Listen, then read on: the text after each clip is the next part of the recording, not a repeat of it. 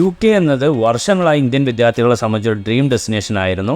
ഒരു കോഴ്സ് പഠിക്കാൻ വേണ്ടി UK പോവുകയും ശേഷം കുടുംബത്തെ കൂടെ കൂട്ടുകയും പിന്നീട് ഒരു ജോലി കണ്ടെത്തി അവിടെ സെറ്റിലാവുകയും ചെയ്യാൻ പറ്റും എന്നതായിരുന്നു ഇതിൻ്റെ അട്രാക്ഷൻ. പക്ഷേ റീസെൻ്റായി വന്നുകൊണ്ടിരിക്കുന്ന വാർത്ത അത്ര ആശാവഹമല്ല.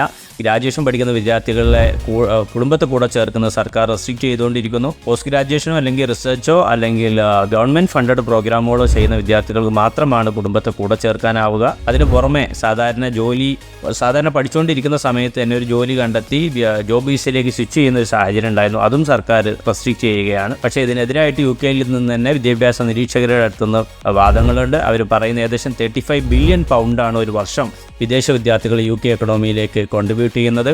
ആ വിദ്യാർത്ഥികളെ റെസ്ട്രിക്റ്റ് ചെയ്യുന്ന പക്ഷം ഈ വിദ്യാർത്ഥികൾ അവരുടെ കോമ്പറ്റീറ്റേഴ്സ് ആയ രാജ്യങ്ങളിലേക്ക് ചേക്കേറുകയും അത് UK പ്രതികൂലമായി ബാധിക്കാൻ സാധ്യതയുണ്ട് എന്നാണ്. പക്ഷേ ഇതുവരെയുള്ള റിപ്പോർട്ട് അനുസരിച്ച് ഗ്രാജുവേഷൻ പഠിക്കുന്ന വിദ്യാർത്ഥികൾക്ക് അവരെ ഫാമിലിയെ റെസ്ട്രിക്റ്റ് ചെയ്യുകയാണുള്ളത്. പക്ഷേ വരും വർഷങ്ങളിൽ വിദ്യാർത്ഥികൾക്ക് അനുകൂലമായ കൂടുതൽ തീരുമാനങ്ങൾ സർക്കാരിൻ്റെ ഭാഗത്തു നിന്നുണ്ടാവും നമുക്ക് പ്രതീക്ഷിക്കാം. അപ്പോൾ UK പോകുന്നതിന് മുമ്പ് ഒന്ന് ആലോചിച്ചിട്ട് വേണം പോകാൻ. താങ്ക്